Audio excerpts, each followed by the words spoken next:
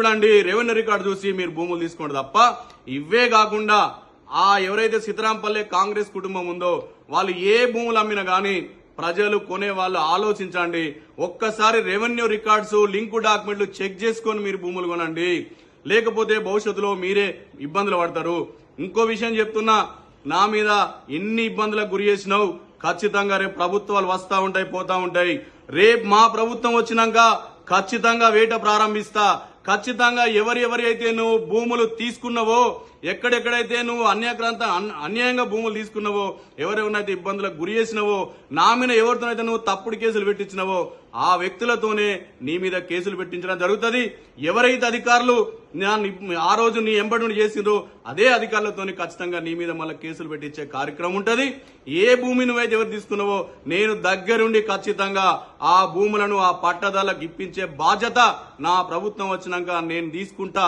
నువ్వు ఒక్కసారి చూడు, మా ప్రభుత్వం వచ్చిన తర్వాత మా వేట ఏ విధంగా ఉంటుందో, ఎట్లా ఉంటుందో, ఏ విధంగా మేము చేస్తామో ఒకసారి చూడు. 10 ఏళ్ళు చేసినాం గానీ అందరినీ కలుపుకొని పోయినాం, ఎవరిని ఇబ్బంది పెట్టలేం. మేము ఇబ్బందులు పెడుతున్నావు, భూమిలో దొంగవు నువ్వు.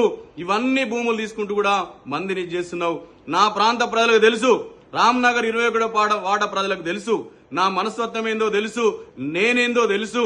5 సార్లు 25 ఏళ్ల నుంచి నేను అక్కడ ప్రజాప్రతినిధి ఉన్నా. మొన్న లాస్ట్ కు బీజేపీ నుంచి నేను పోటీ చేసిన గానీ ఆనాడు నువ్వు టీఆర్ఎస్ లో ఉన్నావు. నీ ఎంబడున్న వాళ్ళందరూ కూడా టీఆర్ఎస్ లో ఉన్నారు. ఉండి కూడా నన్ను అనేక రకాల ఇబ్బందులకు గురి చేసినావు. ఇవాళ కొంతమంది పిల్లల విన కూడా నువ్వు ఆనాడు నా విన పోటీ చేసిన అభ్యర్థితోని తప్పుడు కేసు పెట్టించినావు. మరి ఇవాళ అదే వ్యక్తి పిల్లలను పాపం నీ ఎంబడి ఉంచుకుంటాను, వాళ్ళకి ఇందిరా మిల్లు ఇస్తా అది ఇస్తా అని సంతోషమే, వాళ్ళు బాగుపడాలని నేను కోరుకుంటున్నా. మరి ఇది చెప్తున్నా, నేను పోటీ చేస్తున్నా, మళ్ళీ చెప్తున్నా, ఈసారి పడే ఓట్లల్లా 80% ఓట్లతోని ఖచ్చితంగా నేను విజయం సాధిస్తా.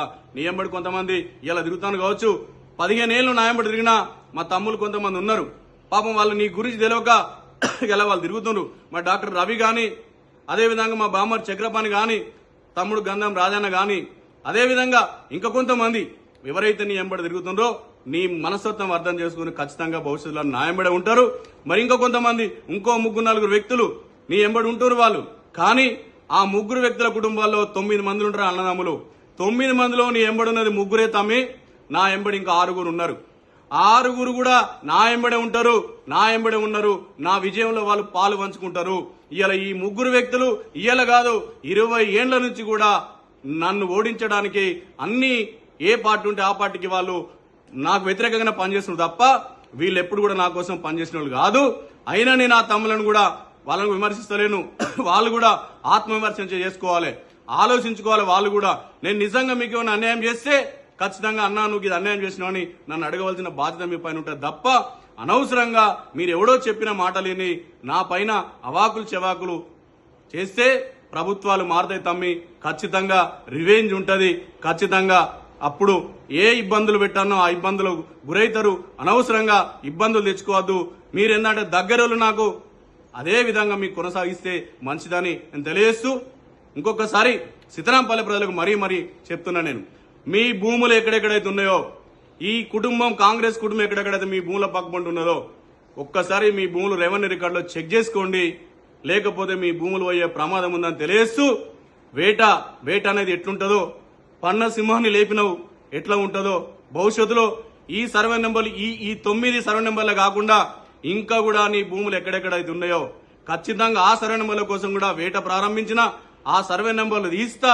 ఎవరెవరైతే నువ్వు తప్పుడు డాక్యుమెంట్లతో చేసుకున్నావో అవిటిని కూడా ఖచ్చితంగా ఆ వ్యక్తులకు అప్పచెప్పడానికి నేను ప్రయత్నం చేస్తానని తెలియజేస్తున్నాను.